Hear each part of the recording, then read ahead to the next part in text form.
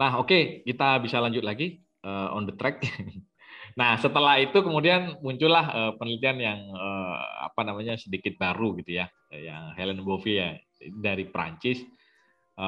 Si Helen Bouvier ini dengan pasangannya juga ya, suaminya, dia menulis disertasi tentang musik dan seni pertunjukan Madura pada tahun 86 sampai 87. Nah, Lebur ini juga sebetulnya berisi catatan etnografis ya, karena studinya studi antropologi dan etnomusikologi ya. Karena di dalamnya dia juga membahas tentang form, estetika dan lain sebagainya. Yang cukup mendetil ya. Kenapa saya bilang mendetil? Karena studinya makro ya. Tidak spesifik seperti misalkan studi gamelan atau studi musik tiup atau apa, enggak. Dia makro studinya. Jadi hampir semua ragam kesenian dia catat gitu, dia potret, kemudian dia lihat apa namanya estetikanya seperti apa, hubungannya dengan konteks sosial, budaya dan seperti apa. Jadi satu ini. Nah, ini menurut saya sangat ambisius ini ya. Ini catatan lapangan yang sangat ambisius dan ya terbukti dia banyak mendapatkan penghargaan itu ya di dunia gitu ya. Karena catatan Helen Bouvier ini dianggap yang paling lengkap gitu ya, paling lengkap, paling komprehensif dan apa namanya paling menggugah gitu ya. Karena sebelumnya belum ada catatan-catatan etnografis yang sedetail ini yang berkaitan dengan Madura. Kalau secara antropologi sudah banyak ya, ada Hubyong, ada lain sebagainya. Tapi kalau di seni ya si Helen Bouvier ini. Oke, bisa lanjut, Mas? Sebentar. Nah, ternyata selain catatan etnografis dan penelitian atau studi tentang seni dan musik Madura, ternyata gending-gending Madura itu juga pernah didokumentasi dan pernah direkam di Prancis. Ini mungkin banyak teman-teman yang nggak tahu ya. Saya mendapatkan ini dari salah seorang kawan di Amerika. Waktu itu saya sedang Tahun konferensi 82. tahun 82 ya. Oleh Saya Amin Ja'far. Amin Ja'far. Mungkin teman-teman di Madura bisa mengenal ini ya, nama Amin Ja'far ini, Sabidin dan Salam ini. Ini wayang topeng, topeng deleng yang ada di Pamekasan kalau tidak salah. Kalau tidak saya tidak keliru gitu ya. Ini direkam diproduksi, dipublish oleh salah satu perusahaan rekaman di Perancis. Ini saya sulit sekali Pak mendapatkan ini. Dan saya beruntung sekali, saya ditemukan seorang teman di Amerika pada saat konferensi waktu itu dengan Palmer ya. Ketika saya konferensi, saya bertemu dengan salah seorang ini yang mau memberikan gitu. Mas, saya punya kasetnya gitu, punya Sabidin dengan Jack Body. Nah, ini menurut saya monumental sekali ya. Di tahun itu musik Madura sudah bisa dipublikasi secara luas gitu ya. Artinya mungkin jarang gitu ya. Saya mencari lagi ada nggak ya produksi-produksi musik tradisi atau musik Madura yang seperti ini di zamannya. Ternyata sulit, nggak ada, hanya satu ini. Dan ini diproduksi di Perancis. Nah, ini saya pikir juga ada ada relasinya dengan penelitian si Helen Bouvier. Karena si Helen Bouvier juga terlibat dalam dalam produksi rekaman ini. Oke, bisa lanjut. Nah, berikutnya salah seorang komposer, salah seorang komponis ya, yang pernah mengajar di Indonesia, pernah studi juga di Institut Seni Indonesia Yogyakarta, namanya Jack Body. Dia juga melakukan field recording, rekaman lapangan di Madura, yang menurut saya rekaman-rekaman dia sangat menggugah gitu ya, sangat memberikan referensi dan mencerahkan saya ketika saya mendengarkan ini musik of Madura ini. Jadi Jack Body melakukan rekaman di Pulau Madura dari Bangkalan, Sampang, Pamekasan sampai Sumeneb, dan dia merekam bukan musik-musik yang yang sudah biasa gitu ya, yang mainstream, tapi dia merekam berbagai ragam bebunyian. Dari ada ensemble namanya itu gelundeng. Gelundeng ini musik gamelan tapi dimainkan pakai kayu. Nah, itu nggak umum di masyarakat Jawa, nggak umum. Itu direkam sama Jack Body. Kemudian ada juga main musik menggunakan rending ya, apa namanya, genggong itu, seperti karinding ya. Itu dia juga bermain, merekam itu juga. Dan itu unik sekali, secara pola itu nggak sama dengan yang di Jawa Barat itu. Dengan karinding, dengan genggong, dengan apa, itu beda sekali itu. Ini kok menarik ya Madura ini. Saya tahunya dari rekaman Jack Body. Kemudian ada juga rekaman Pocion, Mamaca juga ada, kemudian lagu-lagu anak-anak gitu, lagu-lagu anak-anak di tahun itu ya, di tahun 80 90-an itu. Dolanan gitu ya, lagu dolanan dinyanyikan oleh anak-anak itu direkam itu. Itu menurut saya ini kok menarik sekali Jack Body di tahun itu punya kesadaran untuk merekam itu gitu ya. Saya langsung teringat di masa saya masih kecil. Ini banyak sekali ternyata karya-karya seperti ini yang saya lewatkan begitu saja. Ini kalau tidak direkam kan bisa hilang. Nah, ini dilakukan oleh Jack Body dan lagi-lagi bukan orang Indonesia yang melakukan.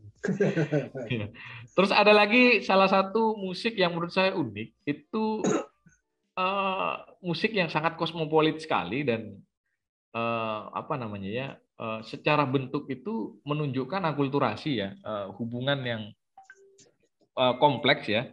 Ada musik baratnya yang ditunjukkan dengan bunyi trompet gitu ya, tapi juga bermain gamelan dan lain sebagainya. Itu seperti Tanjidor itu, seperti Tanjidor. Itu saya nggak pernah nonton di Madura itu. Saya nggak pernah tahu. Ternyata ada itu. Oh ternyata kayak musik Tanjidor ini ada dulu di Madura gitu ya.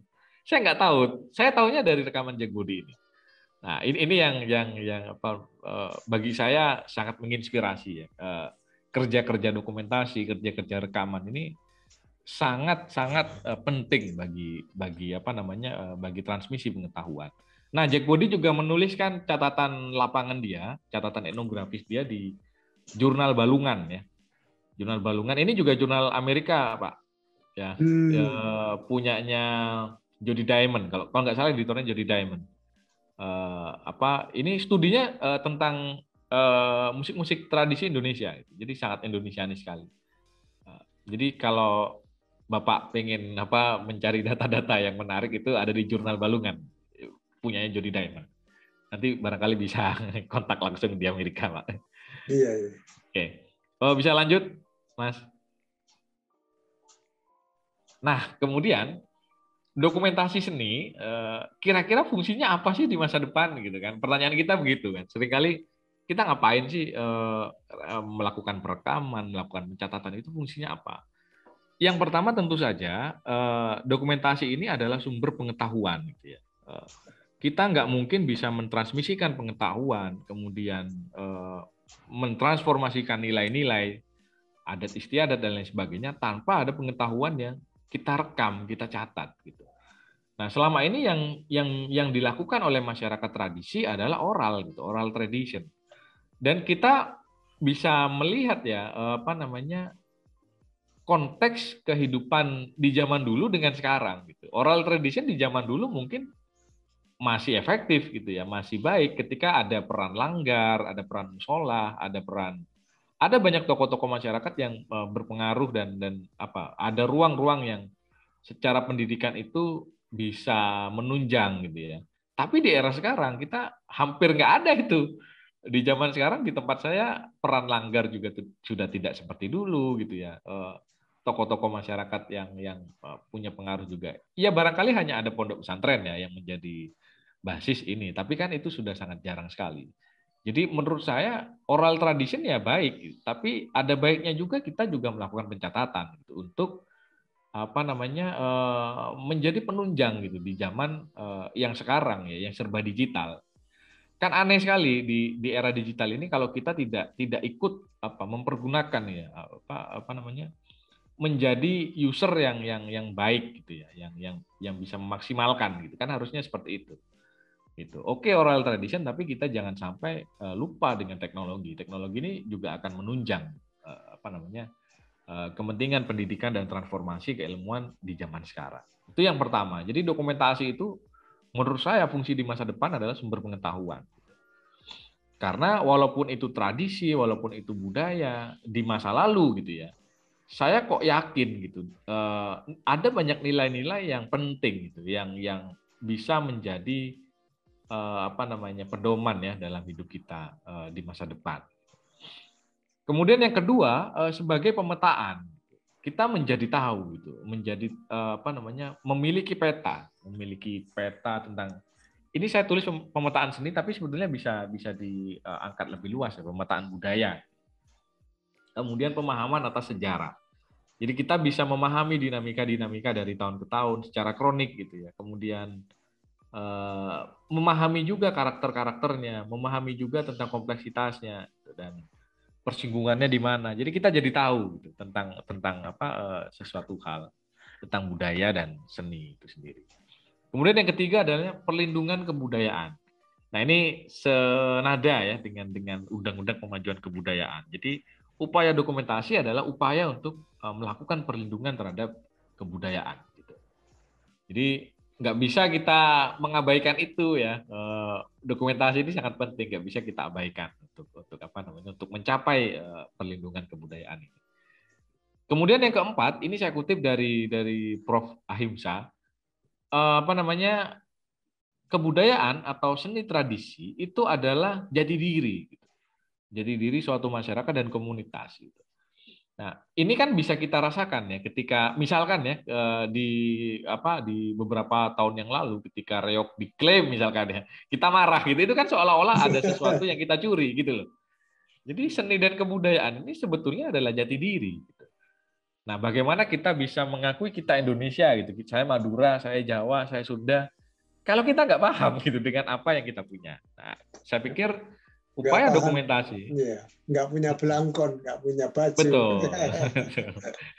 Betul. Nah, saya pikir kan dokumentasi ini akan memberikan itu. Akan memberikan sebuah penghargaan kepada diri kita. Kita jadi paham terhadap siapa sih kita. Siapa orang tua kita. Dari mana kita lahir. Nah, itu ya. Jadi diri suatu masyarakat dan komunitas. Nah, fungsi yang kelima ini fungsi yang sangat pragmatis ya, berhubungan dengan pariwisata ya. Kalau sekarang ini di zaman sekarang sedang tren ya tentang industri pariwisata. Saya pikir dokumentasi seni dan kebudayaan juga bisa menjadi menjadi inspirasi untuk menciptakan atraksi wisata. Salah satu contohnya yang paling fenomenal ya Ramayana Ballet gitu ya. Kalau kita ke Prambanan itu kan ada pentas Ramayana Ballet. Nah, Ramayana Ballet itu ya berasal dari sama dokumentasi kesenian tradisi yang kemudian itu dikembangkan menjadi atraksi wisata. Di Bali juga begitu ya. Di Bali ada kecak ya. Kalau kita tahu kecak itu pada awalnya ya seni tradisi yang sifatnya ritual ya. Kalau nggak salah sang yang dedari atau apa gitu ya. Saya lupa. Kemudian itu ditemukan oleh seorang seniman dari Belanda, saya lupa namanya, yang dulu juga pernah mengajar musik di Keraton Jogja. Mungkin Pak Surahman tahu ya, saya lupa namanya. Dia datang ke Bali, kemudian dia melihat seni tradisi itu, sang yang dedari, kemudian dia menarik, ini kok menarik ya, cara choirnya kok menarik. Akapela musiknya kok menarik, sehingga dia kembangkan menjadi wisata dan ternyata berhasil dan jadi kecak itu. Walter Spies namanya. Walter Spies ini juga seorang musikolog gitu. Dia juga antropolog yang Indonesianis juga, dia bermain-main di Indonesia. Pernah melatih musik barat di Keraton, kemudian ke Bali menjadi seorang pelukis dan menciptakan itu tadi, kecak itu. Nah, atraksi wisata ini salah satu fungsi yang bisa kita ambil ketika kita bisa melakukan dokumentasi seni. Dokumentasi seni dan budaya. Yang keenam, yang paling penting menurut saya adalah menjadi sumber inspirasi penciptaan karya seni baru. Jadi saya memahami bahwa karya seni ini tidak jatuh dari langit gitu ya. Tidak seperti Nabi menerima wahyu gitu ya. Beda sekali. Karya seni ini adalah sebuah karya yang punya punya referensi gitu ya, yang punya kaitan dengan karya-karya sebelumnya. Jadi kalau kita lihat karya-karya seni gitu ya, itu pasti punya kaitan gitu. Oh, kok karyanya Beethoven ini kok ada gaya-gaya Haydn-nya, kok ada gaya-gaya Mozart-nya? Ya karena dia mengikuti zaman itu. Nah, kita sebagai seniman atau sebagai budayawan di Indonesia gitu ya, nggak mungkin kita bisa menciptakan karya yang monumental, yang kontemporer, kalau kita tidak paham dengan karya seni yang masa lampau. Gitu. Jadi karya seni masa lalu itu bukan hanya menjadi sampah gitu ya, bukan hanya menjadi sesuatu yang usang, bukan, tetapi dia bisa menjadi inspirasi untuk menciptakan karya seni baru. Jadi yang dikatakan mutakhir itu ya karena dia punya referensi, gitu. Dia punya apa namanya, punya kaitan dengan apa namanya, sumber masa lalu. Saya pikir di musik barat juga begitu ya. Ada jazz ya karena dia ada blues gitu. Ada blues ya dia karena ada musik avant-garde gitu. Sama seperti itu. Jadi kalau kita ingin berangan-angan menciptakan karya seni monumental ya jangan sampai kita melupakan karya seni masa lalu karena itu menjadi sumber inspirasi yang penting gitu. Nah, ini yang saya pikir apa namanya penting dan saya harus highlight gitu ya. Kenapa dokumentasi seni dan budaya itu harus kita lakukan? Karena dia punya fungsi-fungsi di masa depan. Oke, bisa lanjut, Mas. Nah, ini saya potret praktik-praktik baik yang sudah dilakukan oleh masyarakat lokal gitu ya. Jadi saya di minggu lalu saya pernah bercerita tentang industri rekaman lokal ya, tentang industri perusahaan rekaman lokal di Situbondo ya, yang sangat berbasis kultur. Jadi ini dokumentasi di era digital. Di tahun 80-an, 70-an ya, dari tahun 70-an sampai 90-an, itu kalau kita ingat kan apa namanya teknologi rekaman sudah ada gitu ya. Tahun 70-an itu sudah ada teknologi rekaman kaset pita. Nah, pada waktu itu masih apa namanya apa namanya kaset pita itu masih sesuatu yang mahal gitu ya. Pada saat itu mungkin saya bisa dikoreksi ya Pak Suraman ya. Pada tahun 70 industri kaset pita itu mahal sekali gitu ya. Orang-orang ingin memproduksi itu harus ke Jakarta dan lain sebagainya. Nah, menariknya orang-orang lokal, orang-orang di Situbondo itu bisa mensiasati itu. Jadi bagaimana orang-orang kaya di Situbondo waktu itu orang-orang Tionghoa gitu ya. Orang-orang Tionghoa mereka punya inisiatif untuk mendokumentasi seni-seni tradisi dan diproduksi ke dalam industri gitu. Itu kan menurut saya sangat apa ya? Di zaman iya sangat kreatif dan sangat apa istilahnya berempati sekali gitu loh. Kok bisa-bisanya seni tradisi dijual gitu loh di zaman itu gitu. Padahal seni tradisi ya untuk ritual untuk apa? Itu enggak. Orang-orang itu bisa menangkap itu. Nah dari industri inilah kita bisa mencatat gitu. Kita bisa melakukan dokumentasi, gitu. Dokumentasi apa namanya seni tradisi. Jadi kalau saya lihat ini di kaset-kaset ini ya yang Diamond ini tahun 70. Tahun 70 sudah ada dagelan ludruk yang direkam. Jadi sampai sekarang saya bisa mendengar ini. Oh, ternyata begitu ya karakternya tahun 70-an. Sampai tahun 90-an akhir. Jadi peran industri itu juga berpengaruh gitu terhadap pendokumentasian seni tradisi, khususnya di masyarakat lokal gitu ya, di masyarakat Madura ya. Ini yang saya tahu di Situbondo. Yang saya tahu perusahaan rekaman lokal ini ada di Situbondo waktu itu. Jadi di Situbondo tahun 70-an sampai 90-an orang-orang industri ini sudah berupaya untuk melakukan dokumentasi dan publikasi seni tradisi. Oke, bisa lanjut, Mas.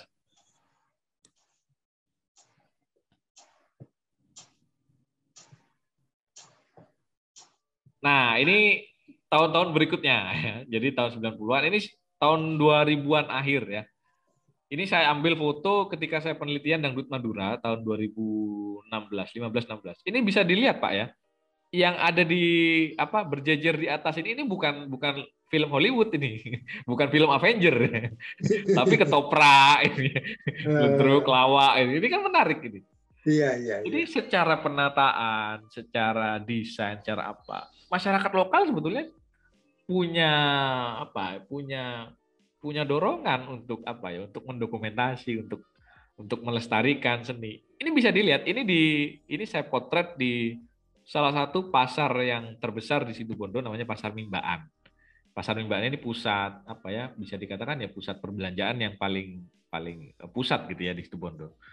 Nah begini-begini nih Pak yang saya potret ya ada banyak sekali pedagang lapak kaki lima yang kasetnya hampir 80% itu produksi lokal dan kontennya adalah konten-konten seni tradisi. Ini menarik sekali. Ini bahasa Madura semua Pak. Gitu.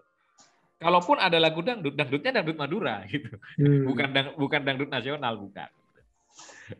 Nah, ini kayak yang disetel ini, yang diputar di TV ini Asapok Robanatika. Ini kan lagu Madura ya. Jadi bagaimana apa namanya? Sebetulnya sudah ada ya bagaimana industri dan masyarakat itu juga turut berpengaruh gitu terhadap perlindungan kebudayaan. Nah, ini saya potret dari industri musiknya gitu ya. Nah, cuman sayangnya di tahun 2018 sampai 2021 ini itu sudah satu persatu hilang. Ya karena era digital ya, saya bisa Iya, katakan iya, iya. era digital ini cukup memukul sekali, memukul telak ya. Orang nggak mau lagi beli VCD gitu ya. Orang nggak mau lagi apa namanya mengapresiasi dengan cara membeli ya. Orang bisa nonton di YouTube, download MP3 dan sebagainya. Ini yang kemudian eh, menjadi titik balik gitu ya, apa istilahnya, menjadi senjakala gitu, senjakala industri rekaman. Banyak yang bangkrut, kemudian tidak ada lagi produksi-produksi rekaman lokal. Itu di tahun 2019-2020. Bisa next Mas. Nah, kemudian di tahun 2020 hingga sekarang ini muncul era baru gitu ya. Setelah era kaset, kemudian era VCD, kemudian muncul lagi era digital, era virtual, gitu, di mana orang-orang tidak hanya industri lagi yang punya apa namanya punya peran dalam hal mendokumentasi dan mempublikasi, tapi masyarakat awam pun bisa. Gitu. Jadi yang punya hak untuk menyiarkan, mendokumentasi dan apa mengarsipkan itu nggak hanya orang-orang yang industri. Kalau dulu orang industri ya, sekarang orang biasa pun bisa, orang awam pun bisa. Yakni YouTube. Gitu. Jadi YouTube menjadi sarana yang sangat populer gitu ya, sarana populer dan sarana yang paling mudah untuk diakses dalam rangka mendokumentasi, mempublikasi dan mengarsipkan karya-karya seni dan budaya. Gitu. Nah ini saya cuplik salah satu apa kanal kawan saya namanya Palmer Kin, dia orang Amerika Pak, orang Iya, iya. California yang sebetulnya dia lulusan sastra Inggris, gitu. lulusan sastra Inggris. Dulu ketika sekolah dia pernah belajar gamelan gitu ya. Dia punya guru gamelan orang Sunda. Kemudian setelah lulus dia nekat ke Indonesia hanya menemui gurunya di Sunda. Gitu. Ternyata nggak ketemu sama gurunya. Setelah ke Indonesia nggak ketemu. Ternyata setelah ke Indonesia dia menemukan musik-musik yang aneh-aneh menurut dia. Loh, saya dulu belajar gamelan. Saya pikir Indonesia itu hanya ada gamelan. Ternyata banyak sekali.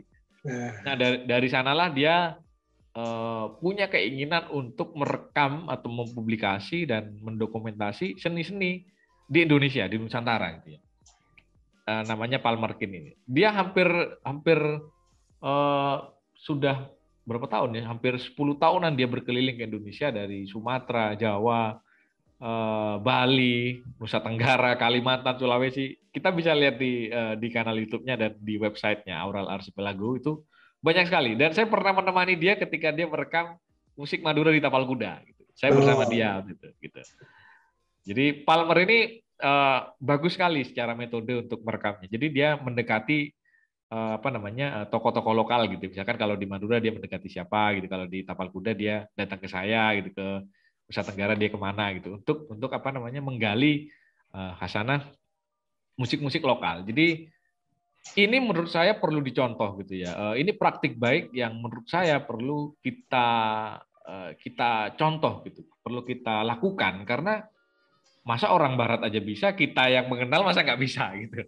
Yang punya, yang punya kan. Kita yang punya loh, kita masa nggak bisa gitu. Sementara Palmer ini dia berbicara di mana-mana di konferensi Amerika. Dia kalau di tataran apa namanya akademisi etnomusikologi dia sangat dipandang gitu. Karena karya-karya dia cukup memukul telak gitu para peneliti musik tradisi gitu ya. Kok bisa ini orang-orang Amerika yang apa namanya yang secara background disiplin dia hanya sastra Inggris tapi dia bisa berbicara banyak hal tentang musik tradisi. Sementara akademisi Indonesia yang setiap hari bergumul nggak bisa ngomong apa-apa gitu, itu kan memalukan sekali. Nah, ini menurut saya praktik baik yang harus kita contoh. Nah, ini salah satu contohnya. Oke, bisa next, Mas. Nah, karena Palmer, Pak, karena Palmer sudah melakukan, jadi saya ikut melakukan gitu. Nah, saya kemudian didesak oleh Palmer.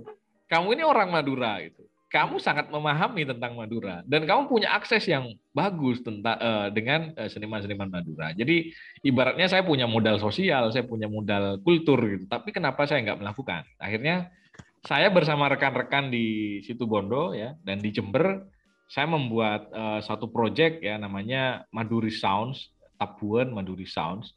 Ini saya apa namanya? Saya buat di tahun 2020 ya, ketika itu masih pandemi. Saya melakukan pendokumentasian musik dan seni pertunjukan, Pak. Jadi ada ya masih sedikit, tapi ada banyak data yang masih belum saya upload gitu ya, masih belum saya unggah, tinggal menunggu apa namanya editing dan lain sebagainya. Nah, harapannya kanal ini sama seperti yang dibuat oleh Palmer. Jadi saya melakukan pengarsipan, ya, pengarsipan lebih khusus ke musik dan seni pertunjukan. Nah, sebagian besar ini memang di Tapal Kuda, tapi saya nggak menutup kemungkinan nanti untuk melakukan proyek-proyek perekaman di Madura gitu. Dan alhamdulillah tahun 2021 saya dapat hibah, Pak. Dapat hibah dari BPNB, Badan Pelestarian Nilai Budaya, untuk melakukan perekaman digitalisasi Mamaca. Jadi ada video 5 video ini ya, 5 video di atas ini tentang Mamaca. Itu saya lakukan perekaman full. Jadi 5 jam, 6 jam itu saya lakukan full perekaman videonya. Kemudian saya juga melakukan pencatatan naskahnya, Pak. Jadi manuskrip itu saya digitalisasi dan hingga saat ini saya bisa dihitung itu sekitar 20-an naskah yang saya kumpulkan. Dari Sumeneb ada 2, sebetulnya di Sumeneb ada banyak sekali, Pak. Cuman saya nggak ada kesempatan untuk kembali lagi ke Sumeneb. Ada 2, kemudian di Situbondo ada sekitar 18 naskah yang sudah saya scan dan digitalisasi. Nanti harapannya akan saya publish, Pak, gitu. Supaya adik-adik dan teman-teman semua nggak kebingungan seperti saya ketika meneliti gitu. Saya dulu meneliti susahnya setengah mati untuk mencari data, tapi saya ingin berbagi ke teman-teman bahwa ayo kita sama-sama melestarikan dengan cara mendokumentasi. Nah, ini yang saya lakukan dan akan saya tularkan ke teman-teman yang lain. Oke, bisa lanjut lagi, next.